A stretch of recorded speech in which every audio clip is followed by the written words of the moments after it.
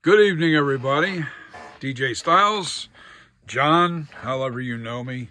Custom Corpses, that's my company. You want to go to that as www.customcorpses.com. I'm also going to be making these YouTube videos. They're going to be for YouTube. And right now, last night I got my second wind and I started to put the clay. I shouldn't call it, it's called plastine. It's actually not really, it's a clay, but this is hot right now. I'm still waiting. I just mixed it up and I used quite a bit of this clay last night if you look at the other video. But basically what I'm doing is I'm claying up I'm applying the clay onto the armature. This is an Ed head made by Monster Makers. And you can really make some great sculptures on this thing and great masks.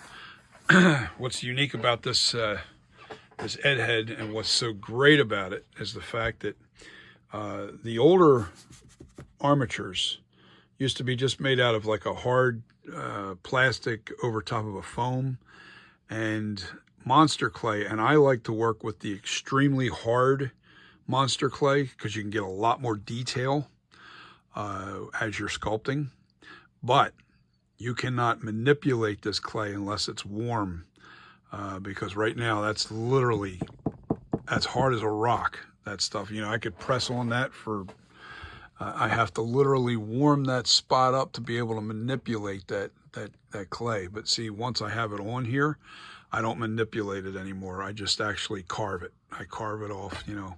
But what I'm doing here is I'm putting the rest of this clay, once it cools down some. That's one thing I noticed with this this new armature. The clay doesn't like to stick to, as you can see right in here. Right in here's a little bit of a gap. The clay doesn't like to stick to it if the clay is too warm. You have to let the clay cool down quite a bit before it really gets sticky to where it sticks onto the armature. This is still extremely hot. I just mixed this up and basically putting it and applying it on the armature. Anyway, to get back to what I was doing is I've been warming up my clay in this pot because the old armature was one of those foam plastic covered armatures, and the clay does not like to come off. This type of clay, it really is tough to pull off the armature. And so what happened was when I went to pull it off the old armature, it busted it in pieces. So a lot of that foam and everything got stuck and it's embedded in this old, you know, the old clay. So what I had to do was I warmed this up to roughly about 150 degrees. The clay melts to almost a pure liquid. And then what I do is I use my strainer here. That'll melt right away as soon as the hot clay hits it. I strain it to clean up the clay. Any debris that's in there, hair, or anything that gets in the clay, it'll strain through, and then I'll put it in this bucket and then pour it back into the original pail. See that pail that's inside the warmer? Yeah. So basically what I'm doing is I'm cleaning the clay before I apply it onto this new sculpture. And before I apply it onto the armature. This way I have a really nice clean clay to work with. I don't have any problems with, like, you know, you start carving into this and there's a piece of hair or a piece of plastic in there. You scrape on this and all of a sudden, you know, you're using this tool. Let's say I use this tool here to scrape this clay. I'll just tell you, for instance, make sure I'm on the flat edge. All right, if I pull on this clay, see that? Okay, it just pulled that clay off of there.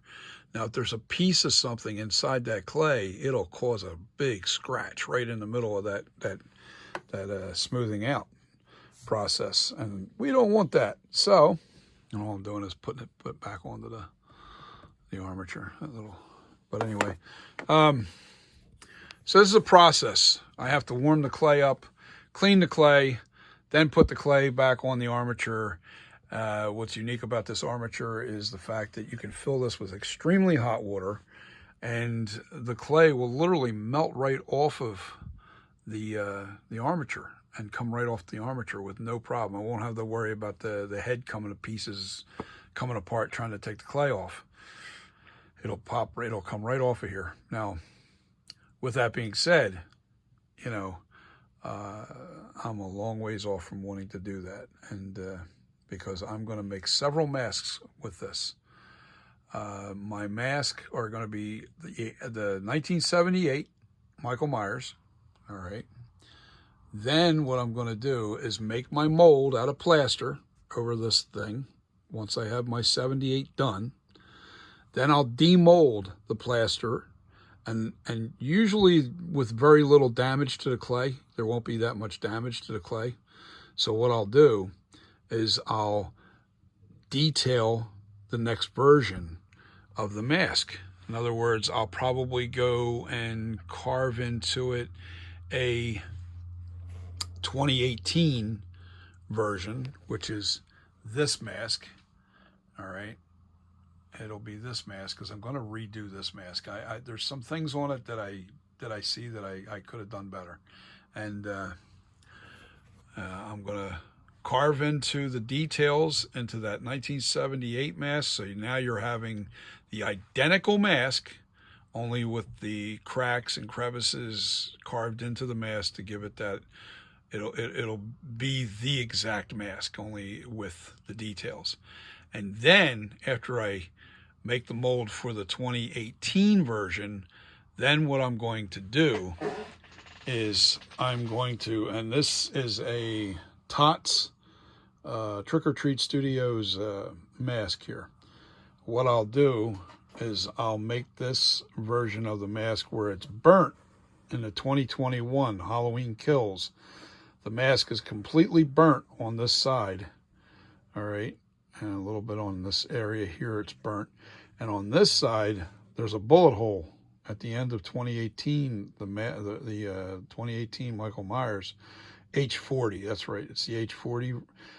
He got shot in the face, and there was a hole right here in the mask. I think it's right about right here, and I can see when they did the video, the hole wasn't as big as what Tots actually made out. They made a mask version with a hole, but it's this big cut in the mask. I'm like, it can't be. So anyway, basically, I'm going to make the hole smaller, and I'm going to do a burnt version.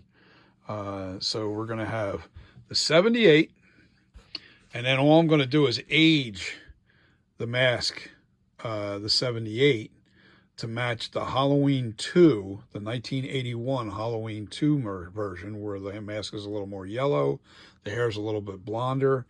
And then I'm going to sculpt this to a 2018 H40.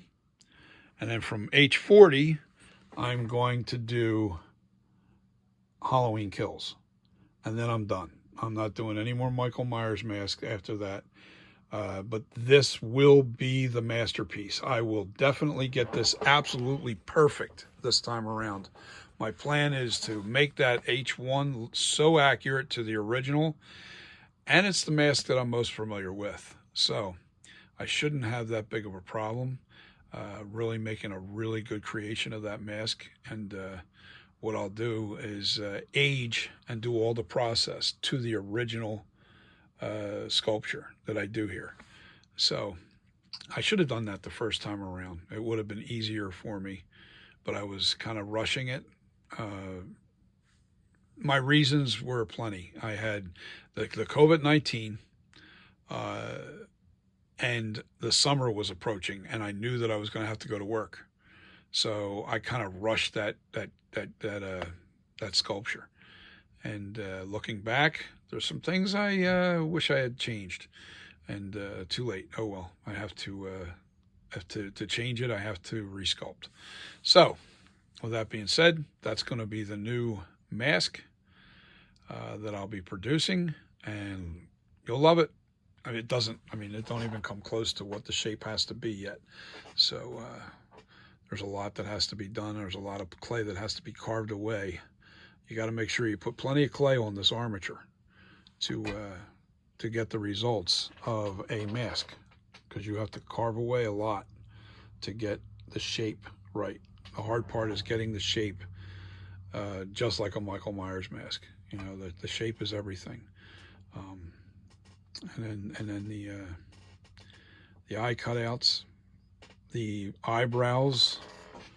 I still think that these aren't as accurate as the original.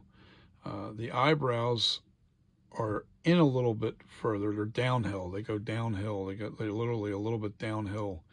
It's got an evil. It's got like a little bit of an angry scowl to it, and then it curves off. Where mine was a little bit too rounded. My original sculpture. Yeah, see how the eyebrows were just a little too thick and a little too rounded. I don't want that. I gotta change that. So anyway, that's basically it in a nutshell. I'll post this on YouTube, and you guys can check out the videos as I get this as I go through this process. So I'm waiting for this clay to dry, cool, down to something where I can actually manipulate the clay, but yet not too hot to where it's not sticking to the armature. This is actually this clay is not actually a real clay. It's actually more like a plastic, but it has clay properties. It's got plastic in it. Well, I wish I didn't mix it up. You should have seen the plast. It's called plastine. It was actually inside the clay. And why I like using this stuff, some people like using wet clay, which is actually an earth-based clay. It's actually this stuff right here. I have it in the bag. That's actually like just mud, but thick mud. And that's actually real clay.